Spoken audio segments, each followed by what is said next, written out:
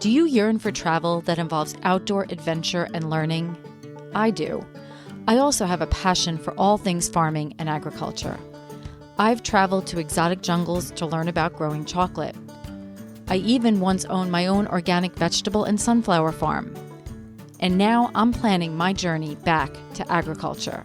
Agritourism, defined as travel that involves some type of agricultural experience. Agritourism is all about entertaining. But the marketing strategist in me knows that at its core, agritourism is really about educating, and education affects change.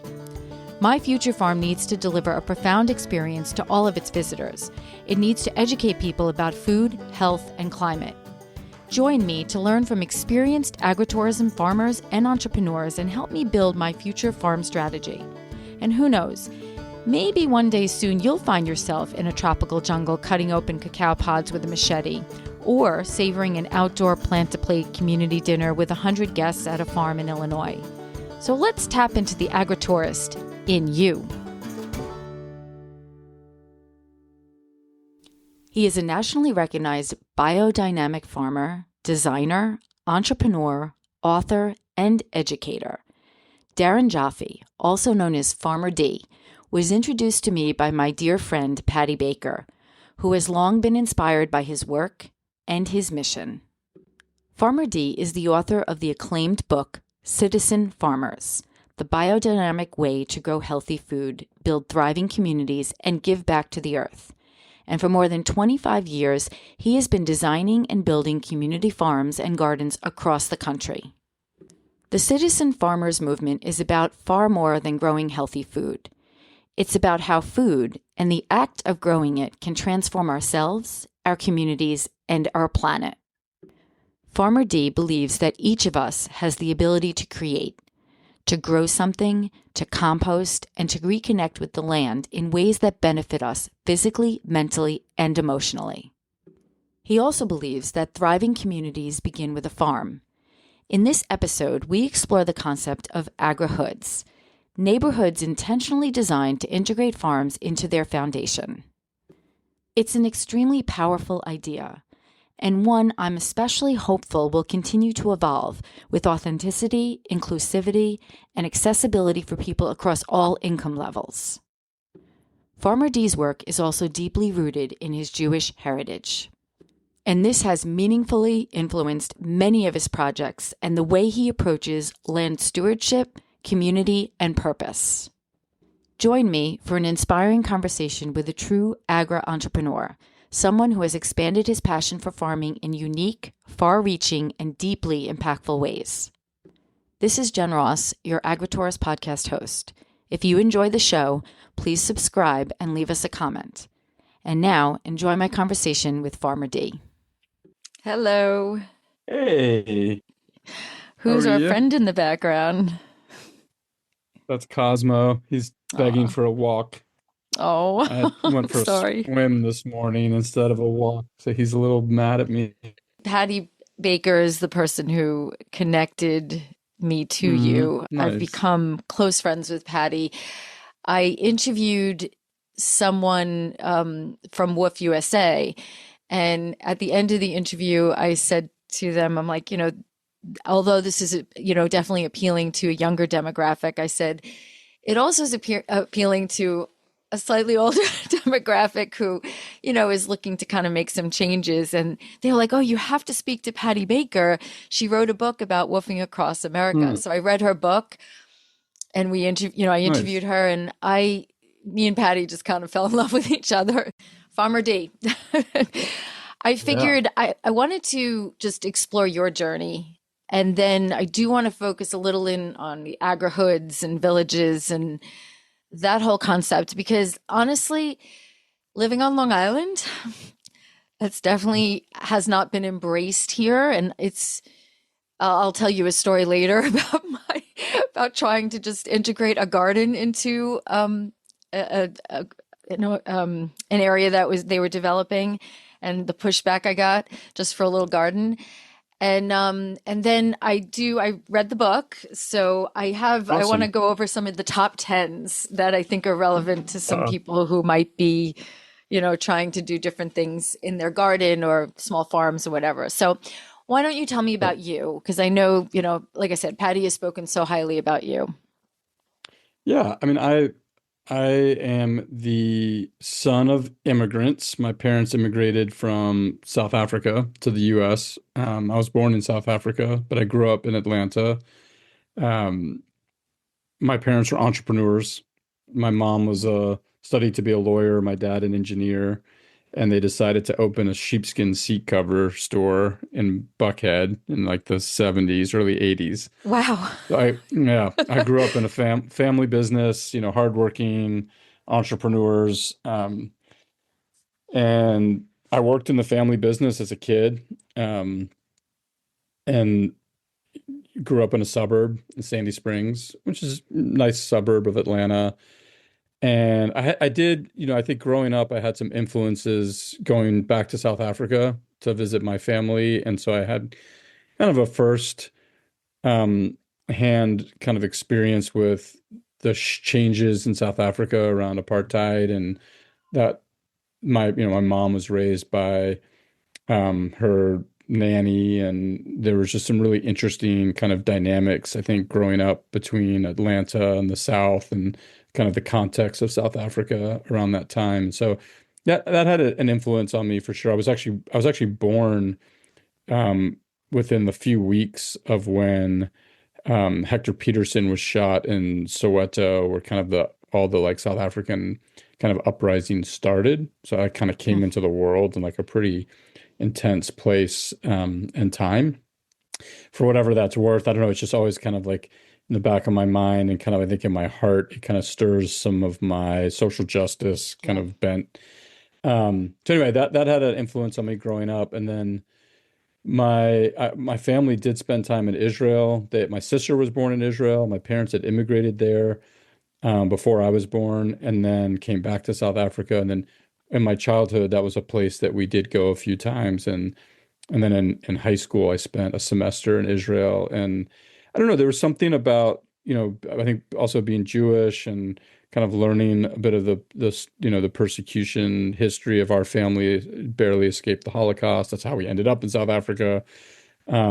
This connection to Israel. And I think for me, it was a bit of the Jewish identity, but also the land connection. Like I got really interested in the kibbutz kind of concept of kind of this community, this lifestyle of kind of community and connected to land and place, which was very different from growing up in a suburb in Atlanta. And I think that had an early influence on me as a kid. And then in high school, I went to Indonesia. One of my best friends had moved to Indonesia in high school. And so, summer after senior year, I went and traveled for a month with him in Indonesia. And Wow. yeah, it was like the kind of the first time I had seen some real like subsistence villages, and it was just such a different culture that it really kind of gave me a perspective that I think growing up in a suburb of Atlanta you just don't get unless you go experience something like What that. made your parents come from South Africa to Atlanta, Georgia? They had a relative Okay. that had come to Atlanta, and so they had some family connection. And then my dad got a civil engineering job and kind of moved here for that. Um, Yeah, and so, I think then I decided to go to college in Wisconsin. I went to University of Wisconsin-Madison, and that's really where I got into farming, actually. Yeah. Biodynamic agriculture started in Wisconsin. There was a big kind of back to the land 60s movement that happened. There was a thriving farmers market and organic farming scene in and around Madison. And, I kind of stumbled into it a little bit. I was really fortunate to kind of find some people who were a little older than me in college that were already like kind of tuned into kind of hippie culture, healthy food, and you know, um, kind of the back to the land kind of ethos. And so I got really into that in college and Did decided to you, pursue it. yeah, what did you, when you first went there, was that your major? Like, what were you majoring in? No, I was like eating like chicken wings and pizza and you know, um, I did when it was interesting. I met a couple of friends when I went to high school in Israel junior year that were from Seattle who were a little more kind of tuned in to some of the more like kind of, I don't know, just turned me on to like roots reggae. And actually, it's funny, roots reggae kind of, Bob Marley and some of the kind of roots reggae around the Rastafarian culture were very health oriented. The Ital diet, where they were kind of like, pescatarian and um, just like a kind of a spiritual, kind of earth-based tradition and rooted in Judaism, Yep. actually, because they're kind of the lost tribe of Judah. So kind of found this pre-college, I'd started to kind of find this connection to my Jewish identity beyond like feeling connected through my Israel experience. The Rasta connection felt really, really it kind of resonated more with the Rasta culture than, Okay. you know, and so anyway, so but then when I started to find people in college in that kind of vein, like I didn't join a fraternity. I was a little more of like a hippie and followed the Grateful Dead and lots of reggae and things that go with that culture, and including healthy food and kind of a connection to land and the environment Yeah. and spirituality and plant medicine and all those good things. And so I think it was a little bit through that. Um, I picked I picked Madison because I really liked I love the city. It's such a beautiful city, but it also had like a really cool kind of diverse mix of people and like an interesting culture there. But I didn't realize I didn't have a major. I was just kind of taking a bunch of random stuff. And then it wasn't until actually the summer of my freshman year of college that I decided to kind of pursue a apprenticeship, an internship on an organic farm. I worked under an amazing mentor, Greg David, at what was called the Prairie Dock Farm. I got credit through school. I transferred into the agricultural school in Madison and was able to find an internship for credit. So I took a landscape architecture class that summer, and I worked on an organic farm, and that was it. And then my mentor, Greg, turned me on to some Wendell Berry and some Gene Logsdon and some like real cool agrarian writers. He was a real like Sand County Almanac guy and um, kind of a Renaissance man. And so I got really interested in kind of this land stewardship ethic and permaculture and organic agriculture and biodynamic farming and community supported agriculture. And that really kind of set me on my course. I mean, that was really what. When you went to that, to started working at that farm, do you remember some moments that like resonated with you, like that this is something I really want to pursue? Like, what was it? Oh, I think for me, part of it was just the being outside and working in, you know, kind of out in the sunshine, in nature, producing something like really Yeah. actually like growing food for people and learning how to grow food. I was learning so much so fast, right? Like Yep. every day I would It come is the home just like, oh best my God. Oh, education when you are, and it's not just the growing. There's like the whole business, like how it is amazing, the yeah. education. Well, that's a good point. And that was actually, when I after that first apprenticeship, my parents were like, "What are you doing?" Like because I was like, "I'm not going back to college. Like I'm going to farm." And so I ended up finding an apprenticeship in North Georgia with Hugh Lovell because I wanted to come closer to my family so they could kind of get a better feel for, what was going on, what I was Yeah. doing. And so I wanted to grow food for them. I wanted them to kind of see that this is not that this did. It included, it's a business, right? And I was interested, I'd been studying the community supported agriculture, the CSA models. And, Yep. I was an entrepreneur. I mean, I started a business in high school that did really well, a car wash business. My family were entrepreneurs, were very entrepreneurial. My grandparents were both very entrepreneurial. Um, So so how did they I found react at first?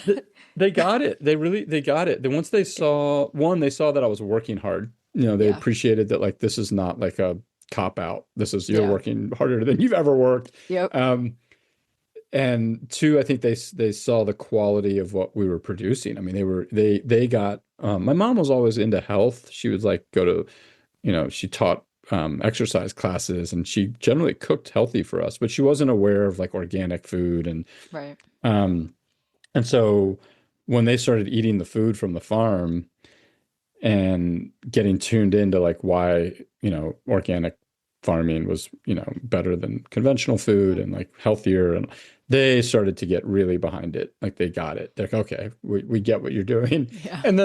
And then they realized it was, it's a business. Like it's not a very profitable business, but it's a business.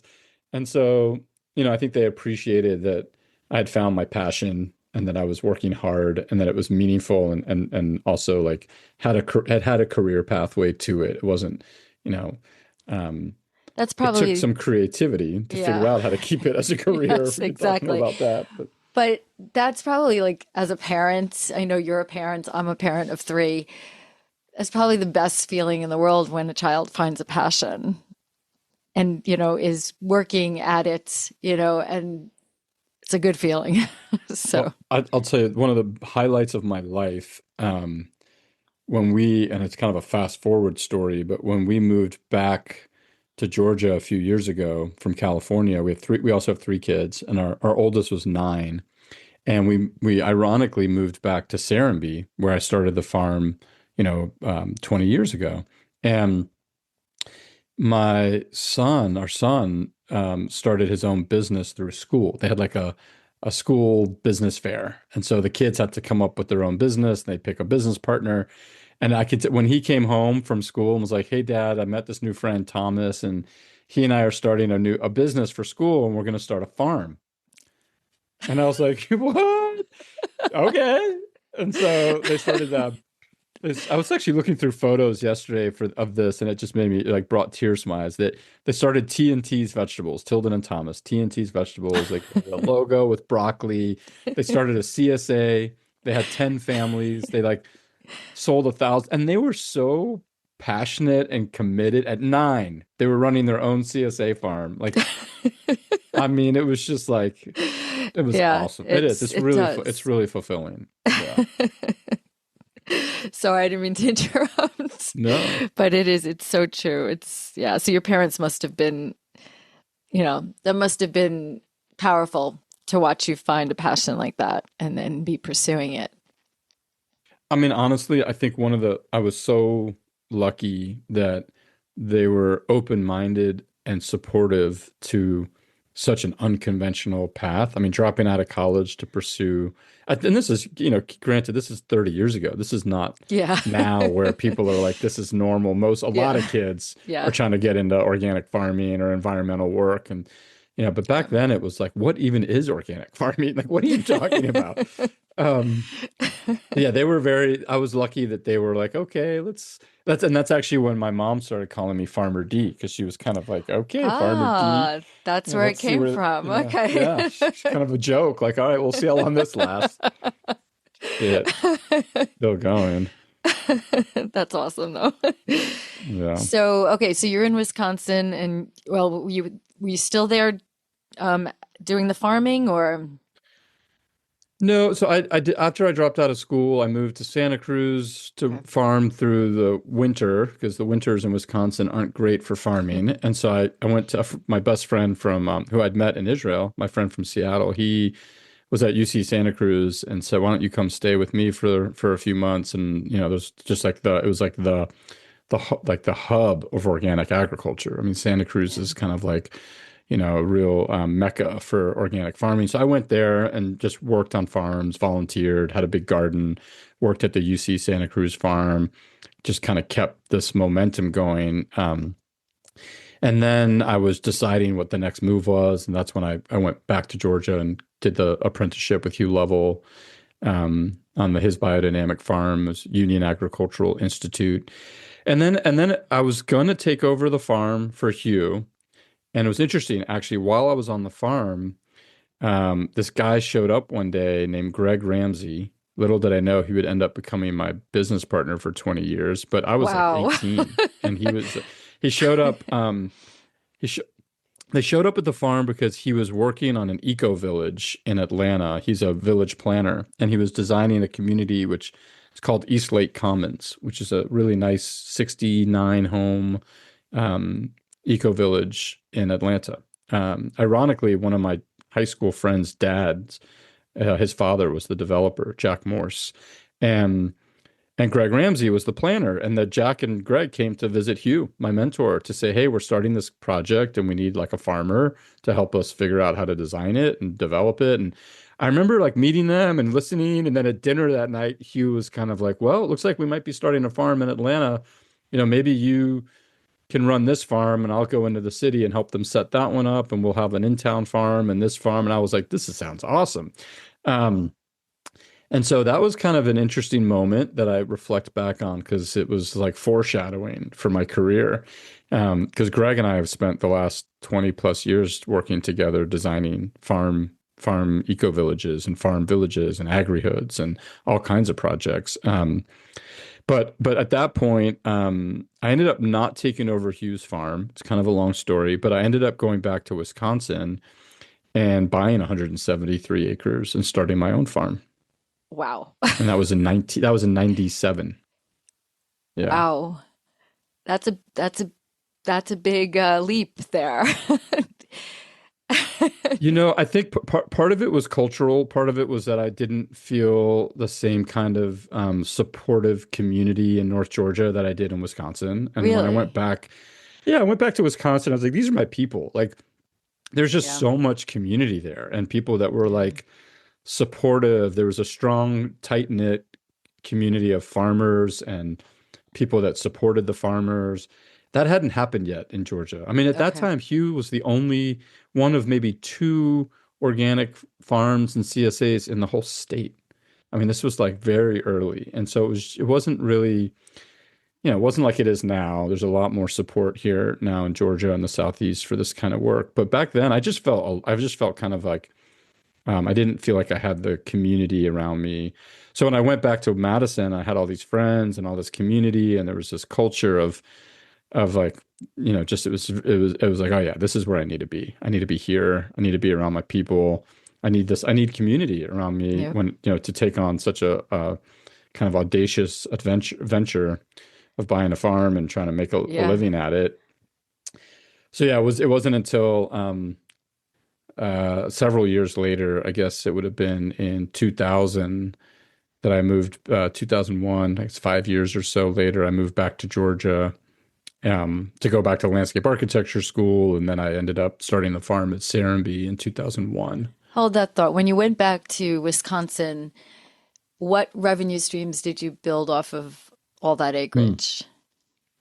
Yeah, so I was really committed at that time to building a biodynamic farm. And Okay. so I had I had a nice team. I had two farming partners, James and Stephanie. The three of us were really the core farm team, and then we had interns and partners, spouses that were helping us. I think at one point there was 18 of us living on the farm, Oh, wow. in the main farmhouse, a couple of yurts, a teepee, an RV.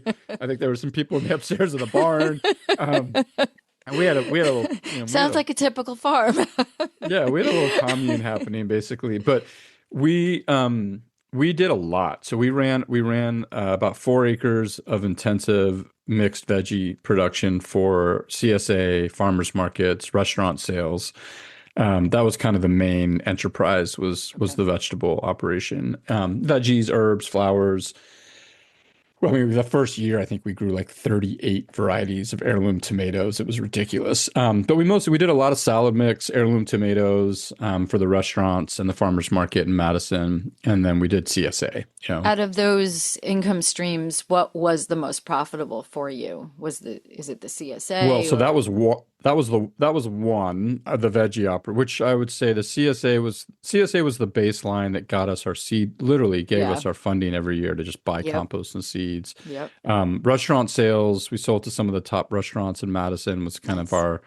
our like higher end market. The things that didn't make money, but were really, we had a small dairy. I did raw milk, cheese, and yogurt and butter. I learned that from Hugh. So we had 7 cows on the farm.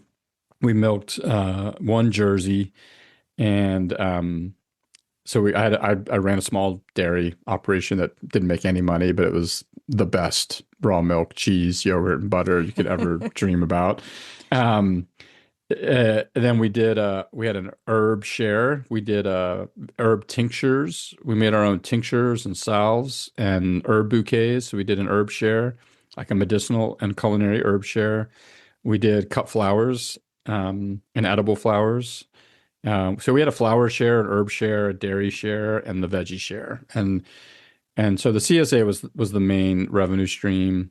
The farmers market, I'd say, and the restaurants. I don't remember the numbers. None of it made that Just much curious. money. Yeah, I know. I was just curious because, yeah, I know people are struggling with, I guess there's a lot of different reasons, but I just, I know CSA is tough.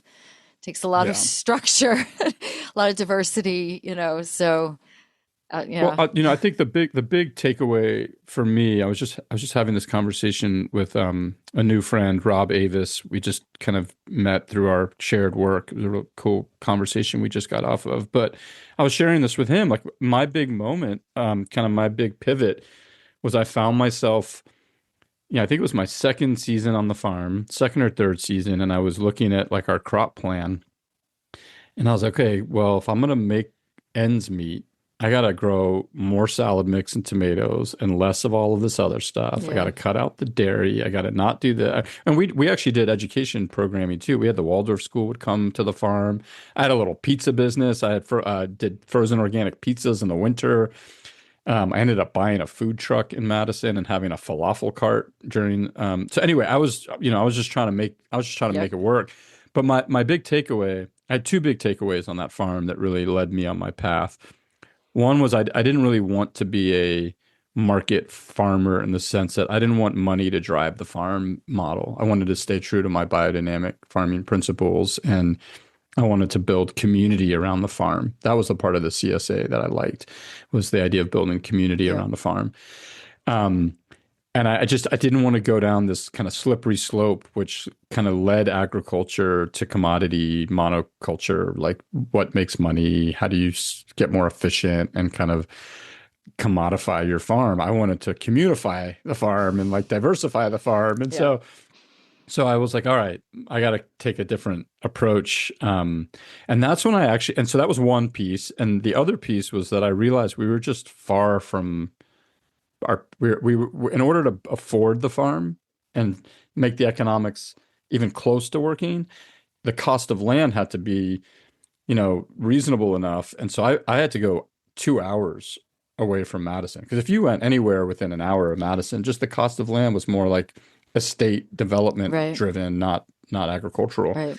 And it just became too expensive. And so I mean, one was I was far. So like the commute into Madison was 2 hours. And so for farmers market it was exhausting. You have to leave at 3 in the morning. And then Yeah. our customers wouldn't come to the farm. It was just too far. Yeah. They'd come maybe once or twice a season. And it was like, this doesn't really It's not work. And building what you so wanted either. Yeah. yeah, I wasn't building that sense of community. And it was a Yeah. lot of like, I didn't want to be off the farm. I spent a lot of Yeah. time in the car. And so I started to think about these two things and how to, one, like bring the farm to the people instead of the food to the people. And then also figure out how to have the farm be more community oriented and selling the experience and the quality of life, not the produce. Right. And Yep. so like that's what led Okay. me down this kind of like what people call Agrihoods, which is really the oldest idea on the planet, which is that, you live in a village, in a community that's connected to land and farms and the food and the that's grown in the farmland adjacent to the village is, brought in and made into products. And, you have this real relationship between the land and the village that is the sustenance of the community. It's the resiliency of that. Yep. It's a self-contained kind of biodynamic village, and so that was really what I was aiming for. I was like, how do I do? And I had this going back to my South African roots. I had this kind of social justice lens of also like, why is this just for wealthy people? Like, organic food shouldn't just be for people who can afford to pay a Yeah. premium for healthy food. Like it should be more accessible. So I kind of I think those are some of the pillars or principles that I started to kind of build my career around and figure out, all right, how do I let these passions drive my path? And, what does that look like? And, that kind of led me to the next chapter. So, how did you make that bridge into being involved in constructing an agrihood? Well, it was it's funny when I think back. So one, at first I tried to make the pitch to CSA members, anyone that would listen. I mean, I had my falafel cart in downtown Madison, and I had an album on the counter of the farm, and I was trying to create Gaviotas of the South. It was like, I don't know if Gaviotas was this community in Colombia that had become famous around that time for a bunch of like doctors and architects and like moved out and created this amazing sustainable community. And so I was pitching this idea in Madison to anybody that would listen of like, how do we build a community? I was going to move the farm, either try to do it at my place or sell the farm and find land closer to Madison where we could build a community. Yeah.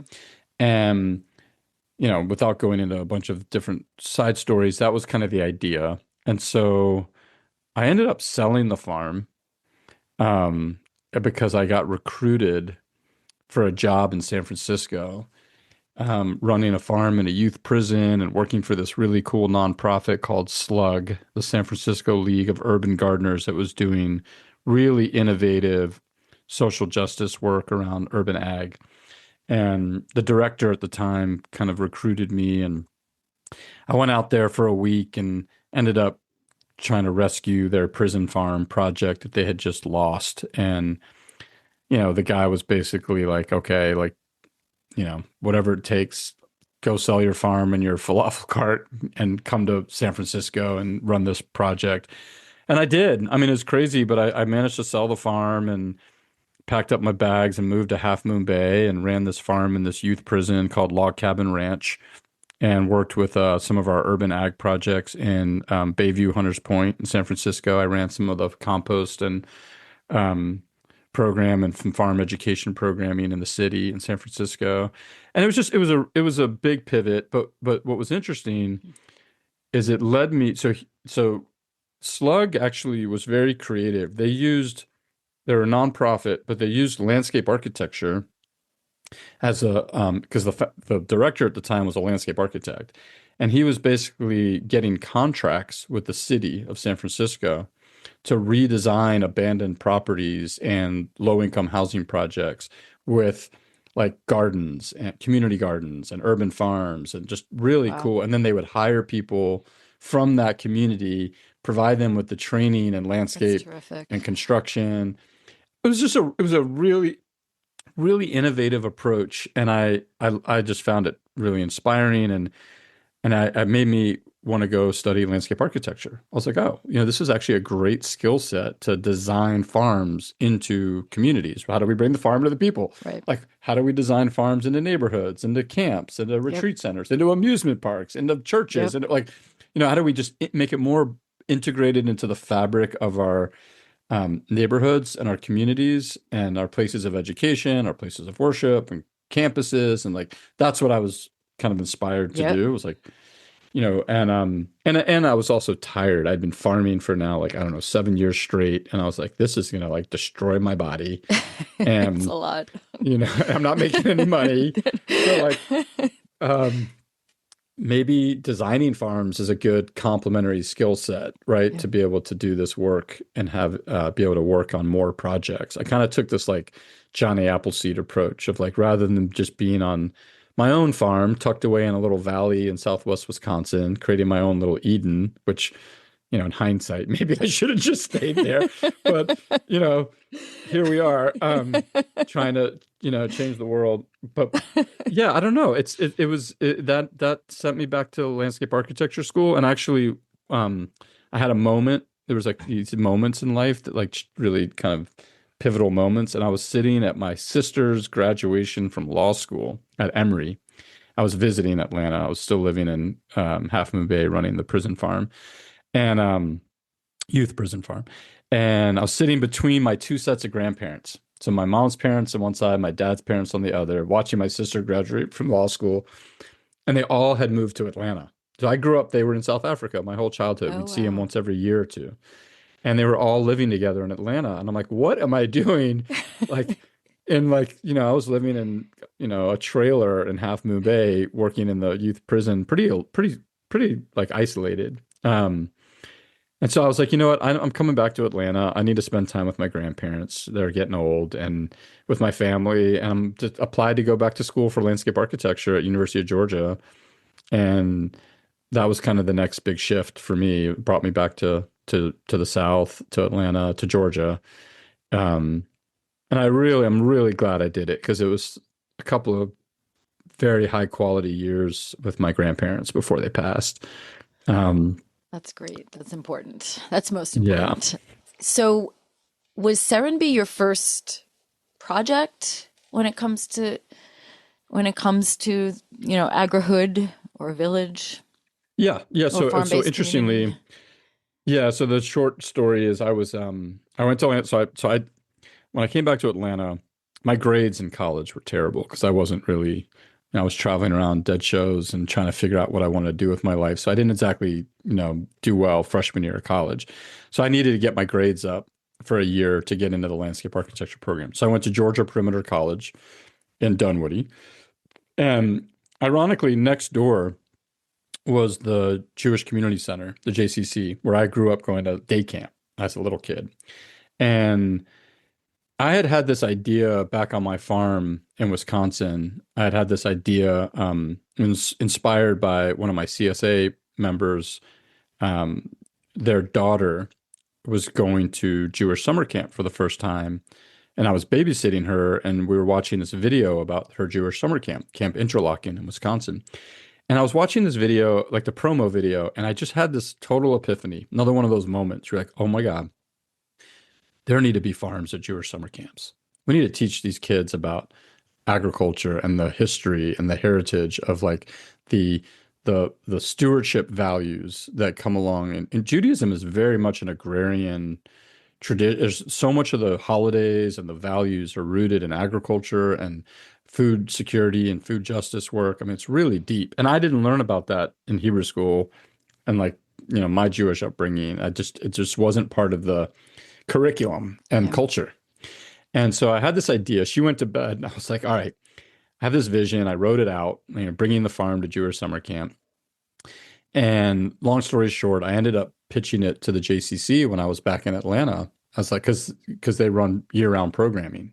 So part Yeah. of the challenge of Jewish summer camps, kids are only there for 2 months in the summer. So how do you got to start a farm in the spring, and then which eventually I figured out and set up farms and Jewish summer camps all over the country. But the first project was at the JCC, the pilot. So I was at Wow. college. I'd go to school at Georgia Perimeter. Then I'd like between classes come over and I was building this garden at the day camp. And then I ran it for the summer. I ran this garden with these kids. It was so much fun. Like all these little kids coming in the garden every day. And I was just, teaching them about gardening and making some connections back to their Jewish values and Jewish holidays. Um, and it ended up becoming the most successful. It was voted the number one activity at camp by the kids. And I'm talking about like swimming and like rock climbing and fishing and I don't know, there are all these like tennis and Yep. arts and crafts and then the farming. Who knew? So I ended up writing a grant and I won a fellowship grant, a 2-year fellowship grant. Well, I didn't win it. First, I wrote the grant. I got through the first round, then I got through the second round, then I got invited to interview as a finalist. There were 18 finalists, and they were going to pick 8 fellows. 2-year fellowship for social entrepreneurs. And the idea was like, who are these Jewish social entrepreneurs that are bringing new ideas? Like it was called a Joshua Venture Fellowship. So it was based on like Moses brought the Israelites to the gates of the promised land, but it was Joshua, the next generation, who actually walked them in. So the idea was like, who are the young leaders that are like changing the narrative, creating Yes. new paradigm for Jewish life? And it was a very progressive, innovative idea. So at the time, during the time of this application process, I had then gotten into University of Georgia. I had moved to Athens.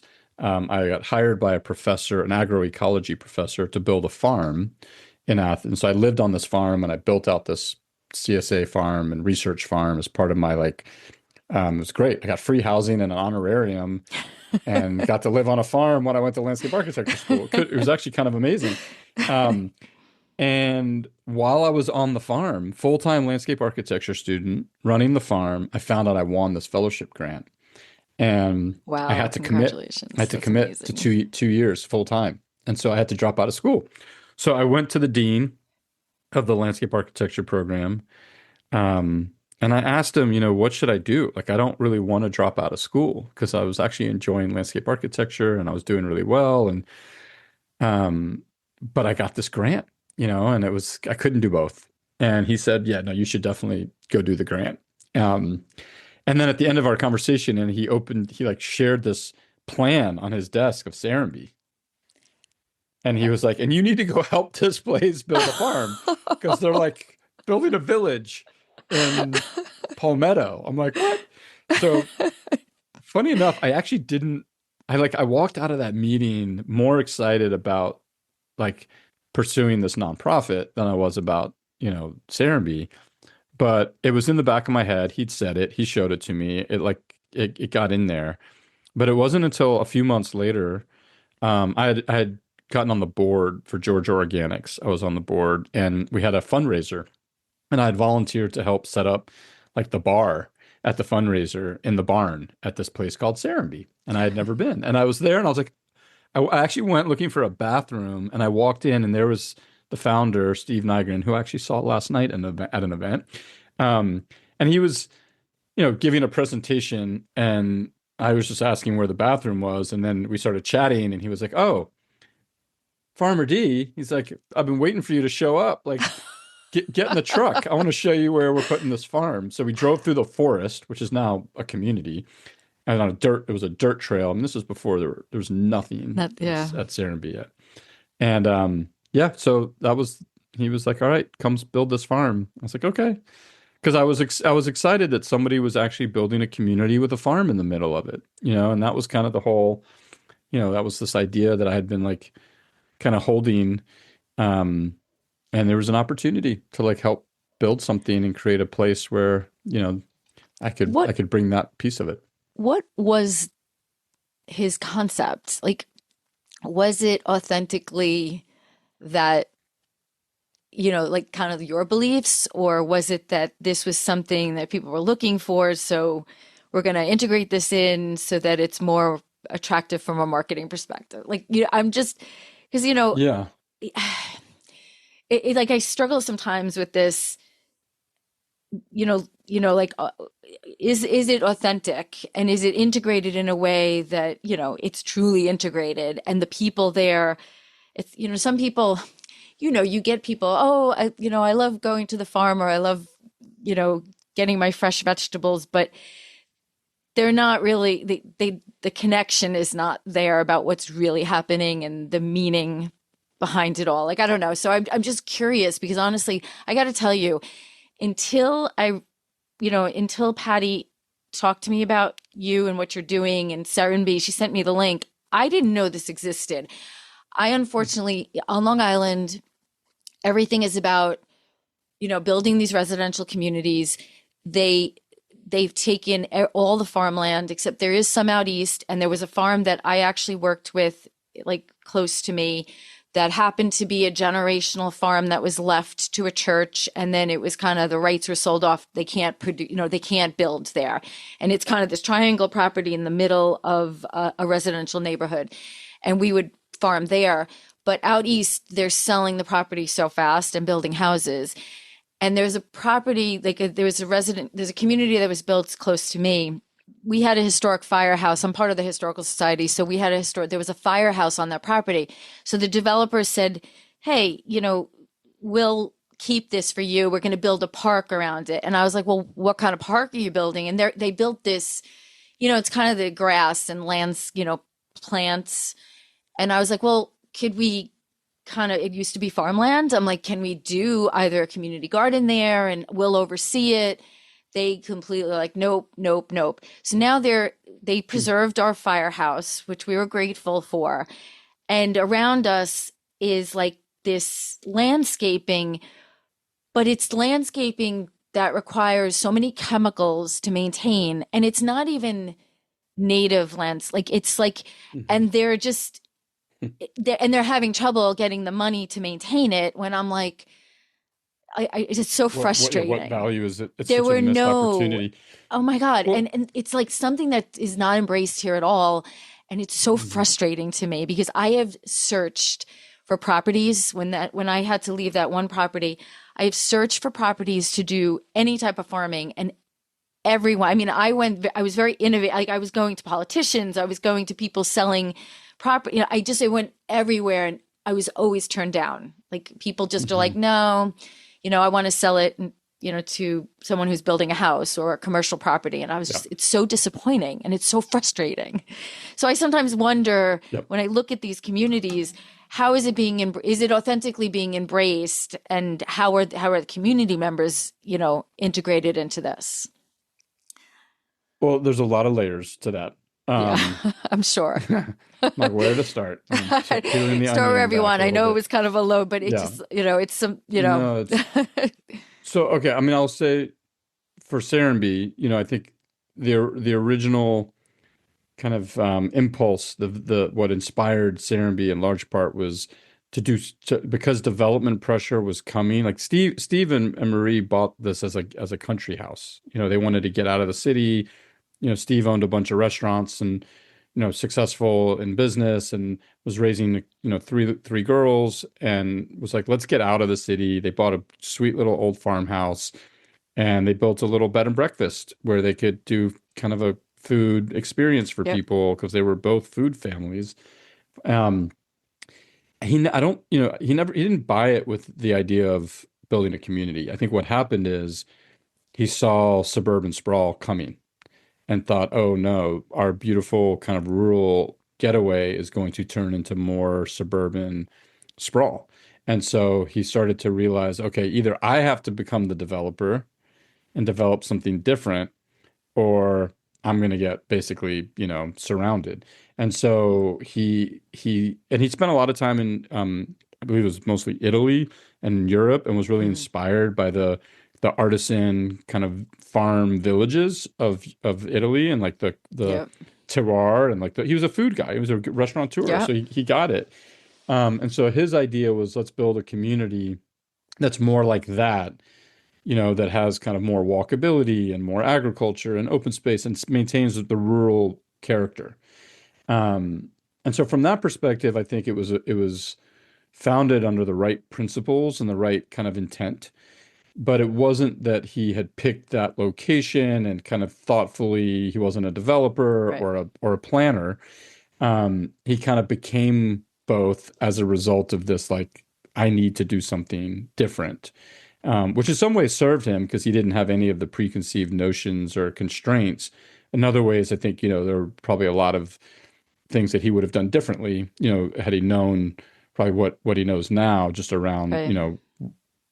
the authenticity and the principles. So what I would say to this at a high level, um, what makes it authentic to me is when you're planning a community that you're looking at the land. You're trying to understand and prioritize preserving the best farmland and not developing on farmland. Most development does not think about preserving farmland. They're just thinking about, how many houses Yep. can I put on here? And like you were saying, like what's the most money I can get? And so you end up with a data center or a warehouse or a suburban neighborhood with single Yep. family high-end homes. And so, but if you really step back and go, okay, let's look at this region, let's look at this property through the lens of what's the most valuable land to preserve and protect for farming and for nature, for habitat, Yep. for forests, for meadows, for creeks and wetlands, and then where's the area where development really makes sense, like the least valuable land for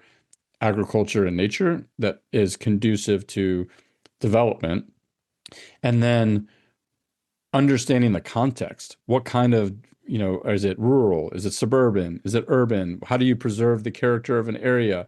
So like, okay, if it's rural, you build a rural village and you preserve the majority of the land to maintain the rural character and preserve the best farmland for agriculture and find a way to conserve that in perpetuity. Ideally, the development can help support that. And so the beauty of this idea is that you need housing, right? We don't have enough housing. We need a diverse mix of housing. We need housing for a lot of different types of people of different Yep. ages and socioeconomics and accessibility and all these things. So walkable villages are the best way to develop is to develop not around the car, which is what suburbia grew out of the automobile, right? Because now Yep. everybody felt like, oh, I can just drive to the things I need. Whereas now I think, we've realized that's not a good model. That's basically created some of the most devastating destruction. And it's why we're in a lot of the crisis that we're in is because we built Yep.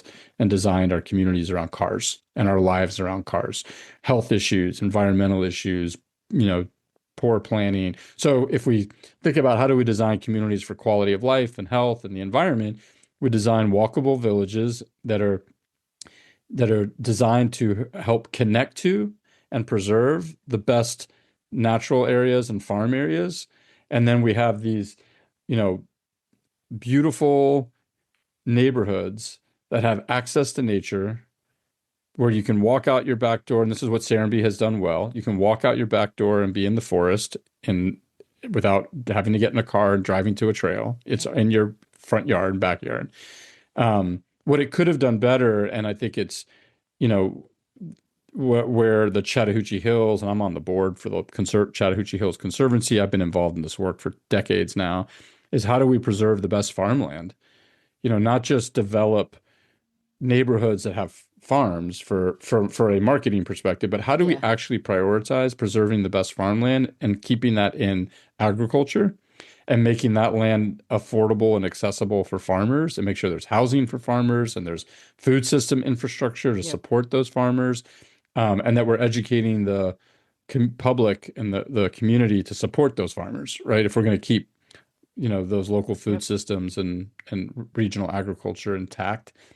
So anyway, I know without going down a big rabbit hole, I think I've learned a lot in this work. I've learned a lot from Greg Ramsey, who I've now worked with for decades, who is, did East Lake Commons, and we've worked on because he comes from two generations of village planning. His father was a professor of village planning at the Oh, wow. Beaux-Arts in France and Oh, enjoyed. He's wow. actually in France right now. He's in Normandy right now. Like, you know, and it's so cool because Greg will send me these texts now of being in France. Like, this is what I'm talking about. This is a village street. This is how people live. This is the market that, fresh produce comes from the Right. local farm all the time. Like, there's a culture and Yep. there's a fabric And that's what of I felt in Sicily.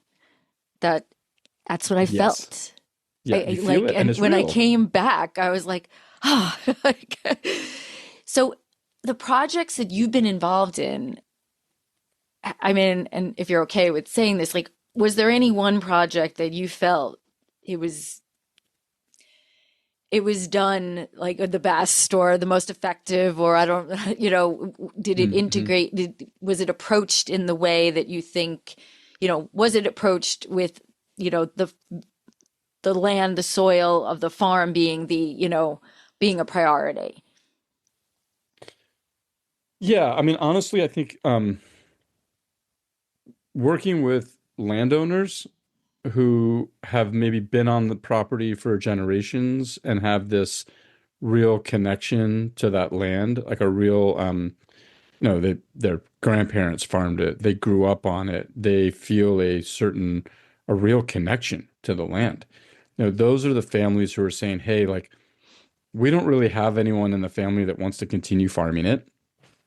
Um, we know we're in the path of development. So like development's here. We Yep. know we need to do something with the land from a development perspective, but we really want to honor like the legacy of our family and we want to pass on the beauty of what we experienced growing up on the farm. Maybe not the hard life that they the Right. subsistence side, but they want to preserve the like they want people to have the see fireflies in the field at night and walk through the pasture and see the Yep. animals and eat fresh produce from the garden and live in a rural setting. And so those types of projects, working with those kinds of families who are trying to kind of balance conservation and agriculture and legacy with development and profit, those tend to be kind of where we can have the most kind of impact, like creativity that really is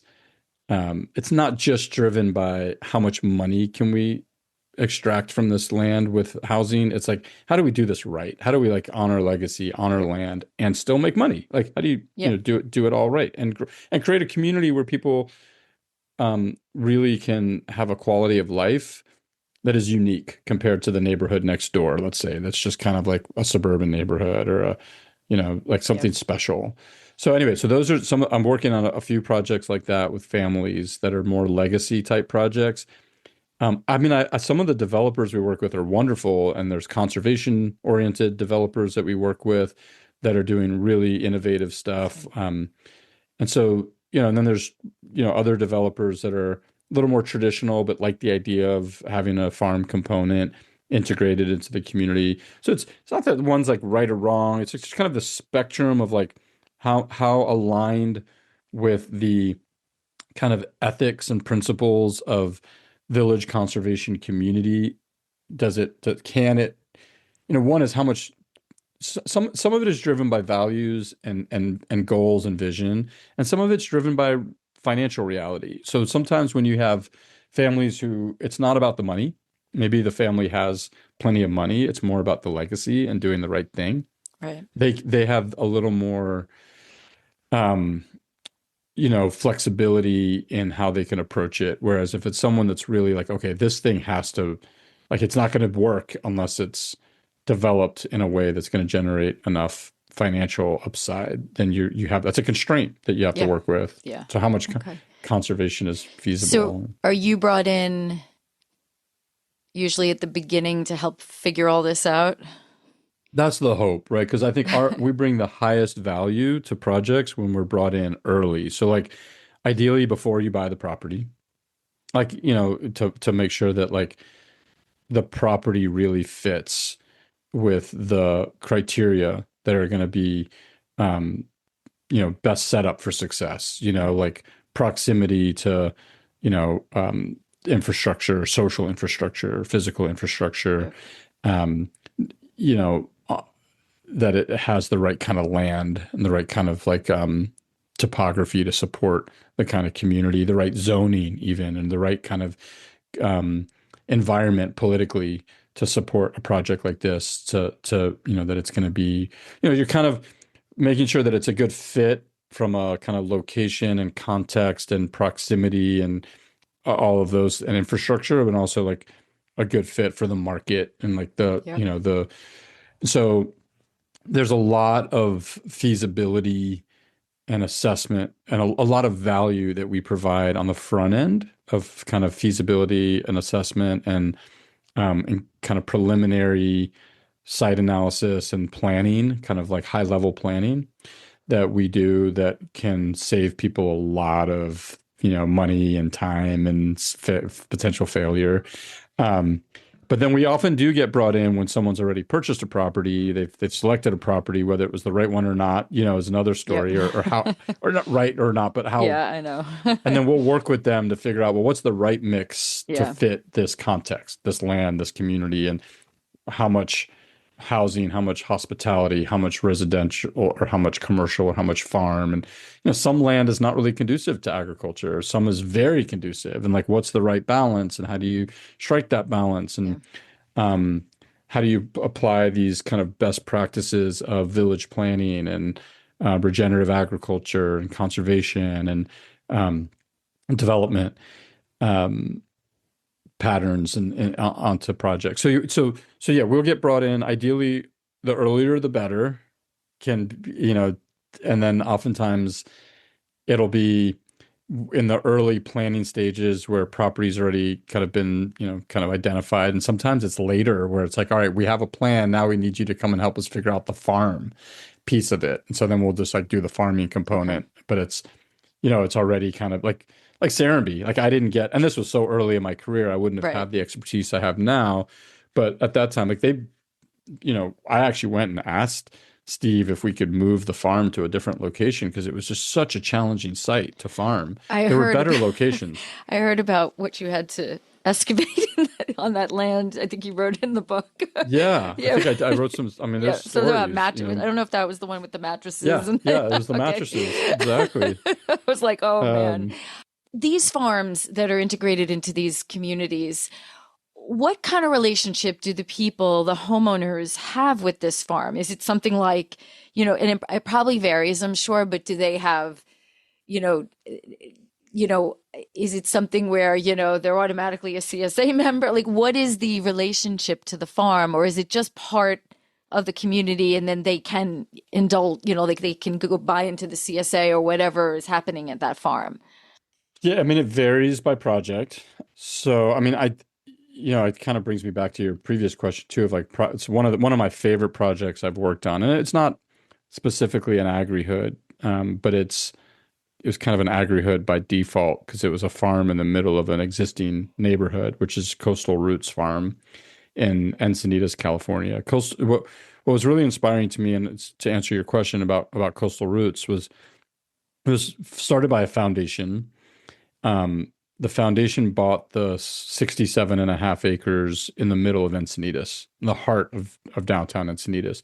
And the reason why it Oh, existed and was even available for purchase as a farm and not as a real estate development project was that the city had decided to protect it from development. wow. Yeah, Wow. so that was the first step. That's an important point That's because huge. you were saying this earlier, like all these people who want to sell their land for, as high a price as they can get is that's going to just drive it towards the, whatever the highest bidder is going to be, not necessarily the highest best use. And so sometimes it takes the city or a county and this is some of the work we're doing now, which is helping cities and counties map where are the best properties for development, where are the best properties to protect for agriculture based on soils and other things, and where are the best areas to protect for nature. Like just mapping that stuff just so that you at least know, okay, Yeah. this is where we want to have development. This is where we don't want to have, this is where we want agriculture. This is where we want development. Otherwise, it's just kind of whatever the mark people kind of like, there's no real plan, let's say. Yeah. It's kind of opportunistic versus, really intentional. And so in this case with Coastal Roots, the city, there was the landowner was wanting to develop the property, and the city said, no, we don't want more housing. We want this to stay agriculture. The irony, though, is it wasn't really community agriculture. It was conventional horticulture. It was the poinsettia Oh, flower, yeah. lily cut flowers, and succulents were the main crops grown on this farm, which were all conventionally farmed, a lot of chemicals, Yeah. everything exported. Nobody was engaging with agriculture. It was agriculture. It was green. It was Yeah. quote green space. It was mostly, but it wasn't Yeah. community facing. It wasn't feeding the community. It wasn't, and in some ways it was actually kind of harmful to the neighborhood. Yeah. There was a pesticide runoff and stuff like that was going on. So when the Leash Foundation bought it at a discount from what it would have been as a developable property. If it was a developable property for single family million, $2 million homes, the property would have gone for, 5, 10x what they purchased it for. So it put them in a position where, okay, we got the land at a reasonable enough price. We can do other things with it. We don't need to generate this much money off the property and sell expensive houses. So Right. they decided they wanted to create because their mission was around food security and Jewish life. They wanted to create a nonprofit Jewish community farm that provided a place for interfaith, um, uh, you know, celebration of Jewish culture and living the values. So growing food for the food pantries and Yep. for people who are food insecure, and providing an educational platform. And there were a lot of other, there was a social enterprise campus. One piece was Coastal Roots Farm, and another piece was a co-working space for nonprofits, and another piece was an event venue for nonprofits to use, and some of it was for organic commercial ag. But at the heart of it was the farm, Coastal Roots. And so I got to design and master plan this whole property and then move there and build the farm. And what really inspired me about it, and finally answering your question, was here was a farm that was driven by a mission to make an impact, and not necessarily, it wasn't about selling real estate. There was no real estate to sell. It was about, how do we really make this priceless? How do we give the community these experiences and this food that people who really need it too, right? So it kind of Right. comes back to like all these things merging for me in one project. It was like the food security, food access, equity piece. It was training and supporting young farmers and providing living wages for farmers. And it was like creating a um, kind of a spiritually grounded place based on ancient agricultural wisdom, kind of for a modern world, like based Yep. on Jewish agricultural practices, like Shemitah and Peah and all these really cool ancient agricultural practices that are relevant today but forgotten. And so that farm has an incredible amount of programming. It has a pay what you can farm stand. So for over a decade now, people have been able to shop some of the highest quality organic produce and pay what they can afford.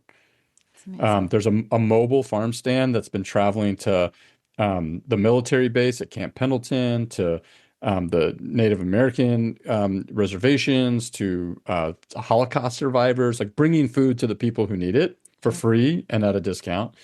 And this is high quality organic produce grown specifically for these audiences. Like, what do they want to eat? Yeah. Like, we're growing for you, right? This isn't like what's left over and kind of couldn't be sold to the market, or this Yep. was like, let's grow the highest quality food for the people who need it the most. Because there's a gap in like the food emergency food system. There's a big gap in like fresh food. It's mostly like canned food and almost Agreed. spoiled food. So Yep. we're filling this gap with really high quality, fresh, nutritious food. But then like summer camp for kids and after school programs and like all these amazing programs, community events. Yep. So anyway, so that's what gets when I look at the potential of what a community farm can do in a neighborhood, whether it's an agrihood or just Yeah. a community farm in the middle of a community, a city. That's a great example. That's one of the projects that I really look to as like one of my most proud projects to look at and say, look at the impact. And Coastal Roots is actually measuring the impact too. Like, you know, and so there's also like a lot of time and money and resources invested in understanding the impact that the farm's having and making, and that's the goal. How do we increase that impact? Course, how do we kind of continue to evolve the farm to make sure that we're addressing the needs in the community, um, and then and how what kind of impact are we actually having with these programs? And so Yeah. it's so much deeper than like, there's nothing wrong with having a farm to sell real estate. That's fine. Like if you're selling a community and you want to attract people to come live in your community, and the farm is one of the things that's going to make people want to be there. But if that Hey, it's farm a step in the also right direction. yeah, if that farm also provides a place for your kids to learn and a place for Yes. you and the community to build Yep. relationships and for to actually help the broader community around you have access to fresh Right. food and to a farm, then even that's even better, right? Now you're like living somewhere that is reflecting your values, assuming those are your values, and that's the whole like citizen farmer philosophy for me is like, how do we change culture so that those are our values? Because the more we're all living, it's like the more we're all living in a healthier ecosystem and healthier communities, the better off we all are, right? It's not this like all about me, my own preservation and what am I getting, but actually, if we really take and have more compassion and empathy for everybody around us and our Yep. ecosystem, now we're cultivating a healthier place for us. Ultimately, more about preserving our own, and our Yes. kids. And Yep. so anyway, I'm getting into some philosophical stuff there, but That's you get okay. the I point. love it. I always go You know, down. I went to a talk last night. I actually have this book I bought last night because this is Tom Bluewolf, who's an indigenous elder here in Georgia. Okay. He wrote this book, The Great Remembering. We're the Okay. result of thousands of love stories and a little piece of heaven. And he spoke last night. It was so moving. Um, and it's just made me, it just reminded me of this topic, which is like, it's our humanity. It's like, how do you cultivate, a more civil society? And, we've gone so far away from like the indigenous wisdom before they had environmental pollution and all this Yeah. language and this divisiveness. There was just harmony in like how people lived and Yeah. right relationship to the land and to each other. And so, and we're just trying to get back there. And the farm is like, I don't know, in some ways it is a remembrance, right? It's like something that we can kind of connect to and remember, oh, this is what it's about being human. Yeah. Like with this, if we don't have a little bit of topsoil and a little bit of rain, none of this other stuff even doesn't Exactly. exist. Exactly. Exactly. So before I ask you some of your top tens, or talk to you about, just what project right now is exciting you? Like, what are you Mm, working on right now? I know you mentioned that you were working with some either states or cities on figuring out optimal yeah. places for, agricultural endeavors versus like building, traditional building. Like, what project right now is exciting you the most? Honestly, so it's gonna maybe surprise you a little bit, but we have some really cool projects that we're working on. We have some awesome clients, partners that we work with. But honestly, the one that right now I'm like so inspired by, and it's relevant to this conversation. We designed the new Bloom Garden at Noah's Ark exhibit at the Skirball Cultural Center in Los Angeles. And I'm going out there in a few weeks for the launch. It's built and it's operating. And it's this really incredible exhibit. It's been running, I think, for like 17 or 18 years, the Noah's Ark exhibit at the Skirball in Los Angeles. And it's this just amazing exhibit of all the Noah's Ark story, Okay. which is such a relevant story to this conversation and to this work. Because I don't know if you know, the Noah's Ark story it's an Abrahamic pre-Abraham story. So all the Abrahamic religions, Christianity, Judaism, and Islam, all have the Noah's Ark story in their narrative, which is really cool. And That is it's just very cool. And that's really it's just important to highlight right now.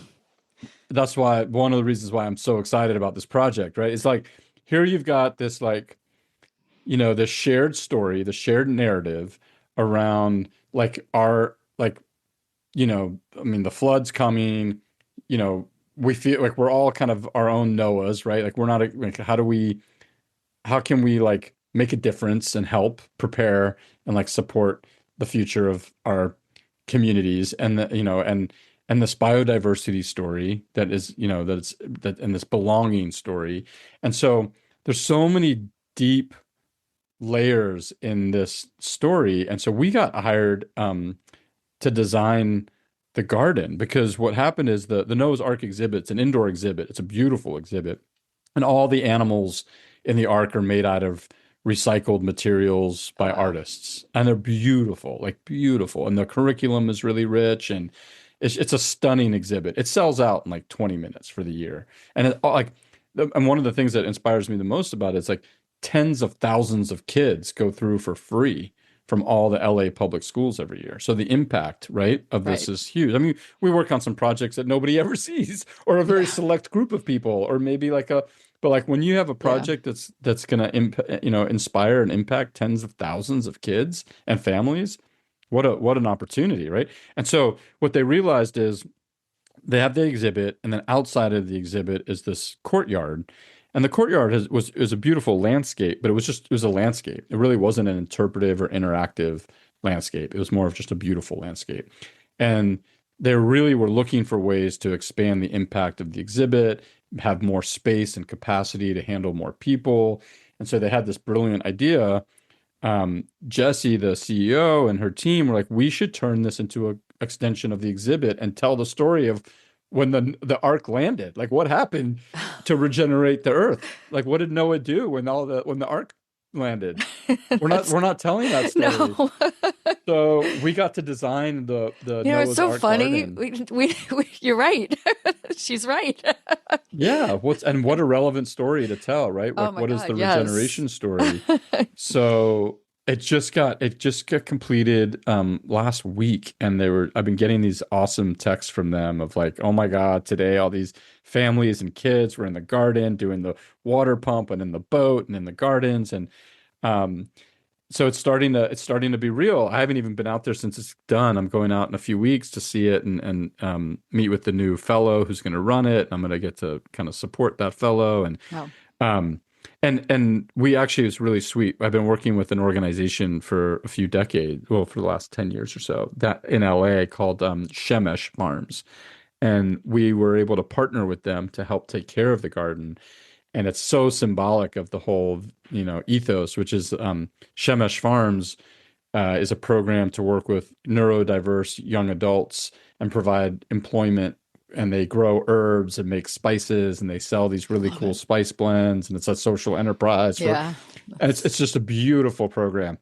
So they're going to help care for the garden and like grow their spices and sell them in the gift shop and oh, be a part wow. of the whole story. So it's just like that project to me, just especially right now, just the times that we're in, it's like, how do we find these narratives and these that bring us together, that bring people from different faiths together, that can help us kind of share in this, more of this like, if we could all come together and actually, we have a lot of the solutions we need, we just aren't deploying the capital and the energy into them. We're wasting a lot of our resources and time in war and divisiveness and technology Yep. and things that are actually making the problems a lot worse rather than better.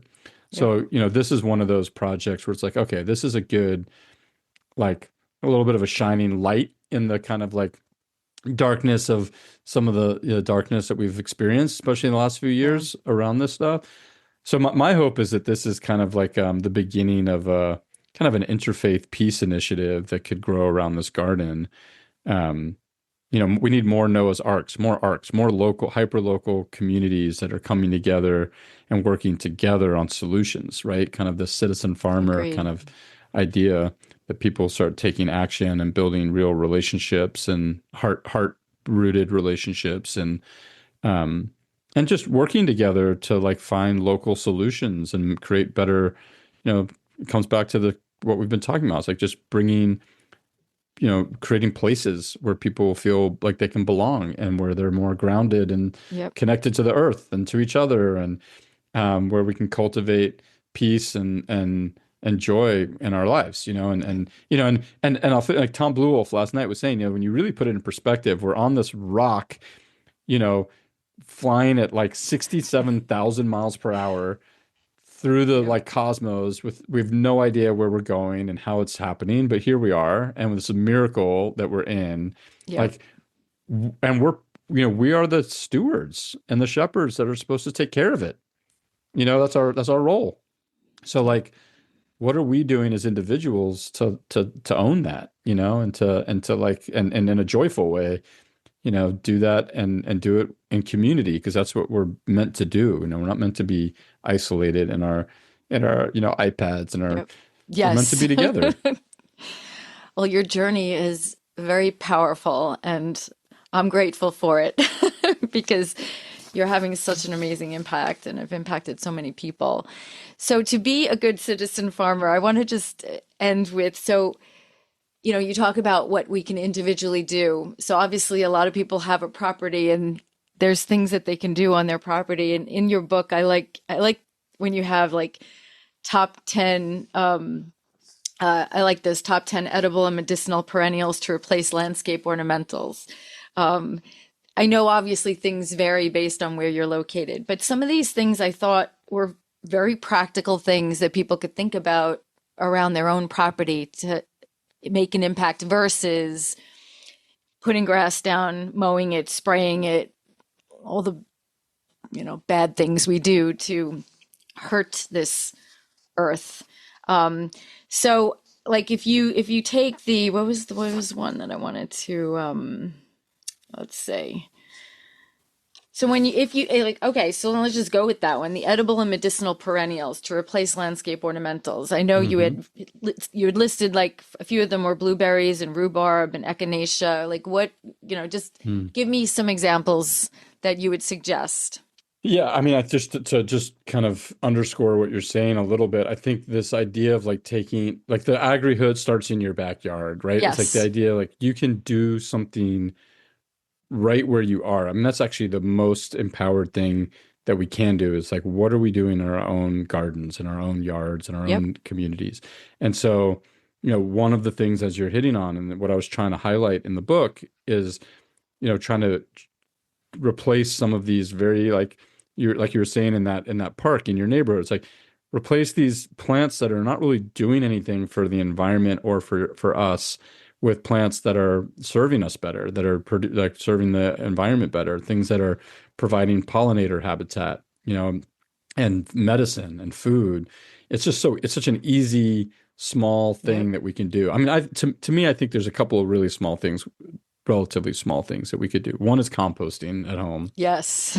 I mean, it's like if there's one thing that you could do, like start composting at home or figure out how to start composting in your community if you don't have the ability to do it in your house. But like that's one. And then yeah, and then just growing things in your own garden, your own, patio that um both can like support you and like that connection to plants and to our this intrinsic connection we have to nature that can be cultivated by growing things. Um, that's part of the book is kind of cultivating Yep. yourself in the garden and just, especially the amount of time we spend on technology nowadays to have something to help ground us is just really healing and really necessary.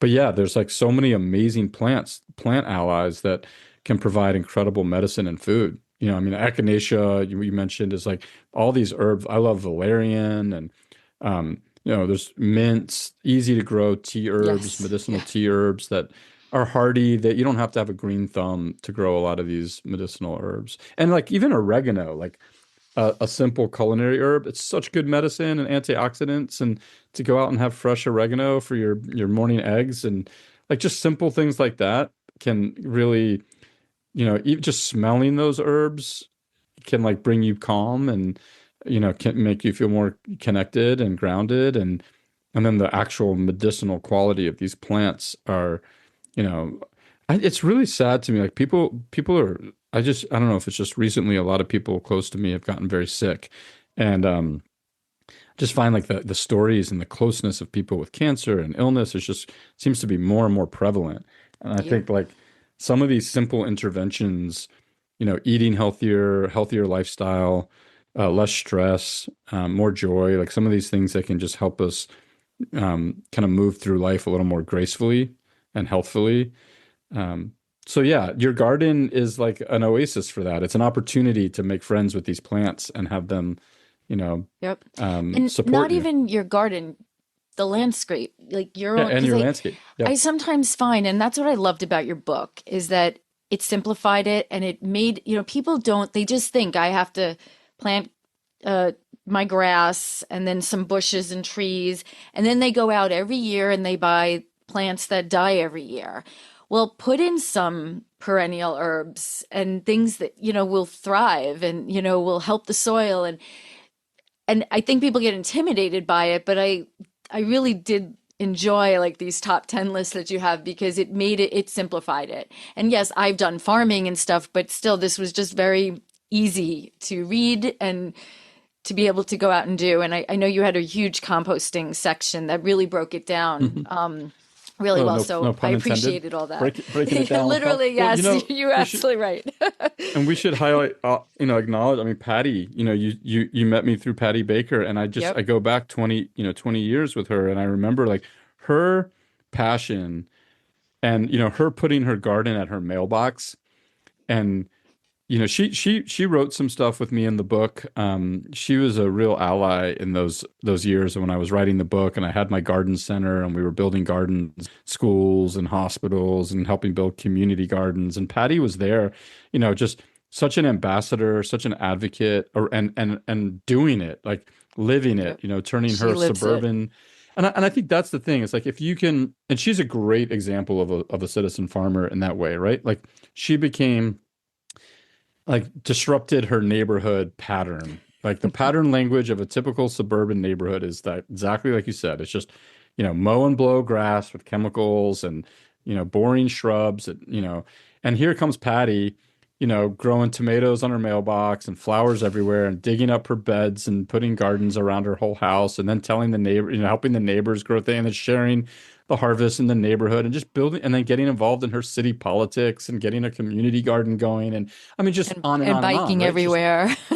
Yeah. Not I mean, using the car.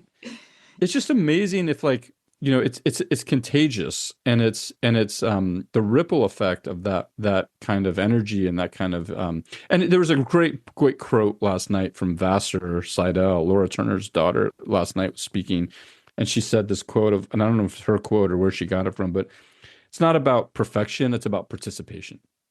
I And like it's like that. it's just participating and doing something. It doesn't have to be it doesn't have to be perfect for Instagram. It doesn't have to be exactly. It's just, Yep. but like, it's just about, participating and taking.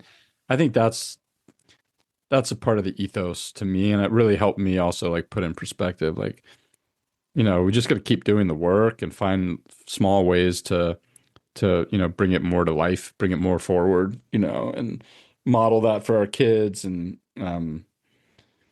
yeah, and enjoy it. I think finding joy in all of it too is really important, and do things that are enriching. So I think that's the other thing, is like find the thing that you really love, and the types of plants that really speak to you. Maybe it's flowers, maybe it is medicine Right. herbs, maybe it's veggies, maybe it's fruit trees, maybe it's native plants, or all of the above. But like, you know, Yep.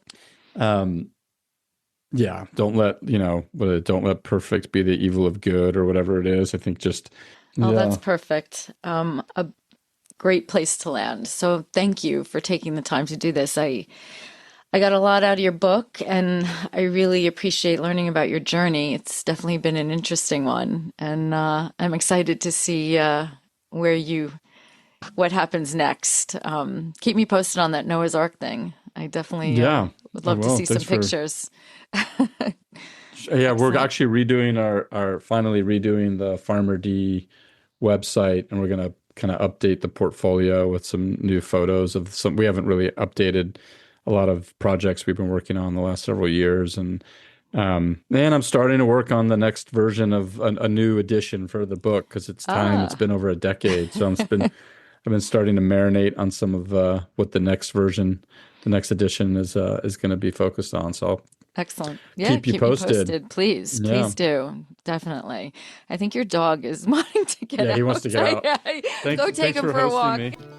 I hope our Agritourist podcast prompts you to think more about where your food comes from, whether it be your vegetables, fruits, meats, and even those sweet treats. Don't forget to subscribe and share this podcast with someone you think may truly benefit from or be inspired by it. Visit us at agra-tourist.com. Until next time.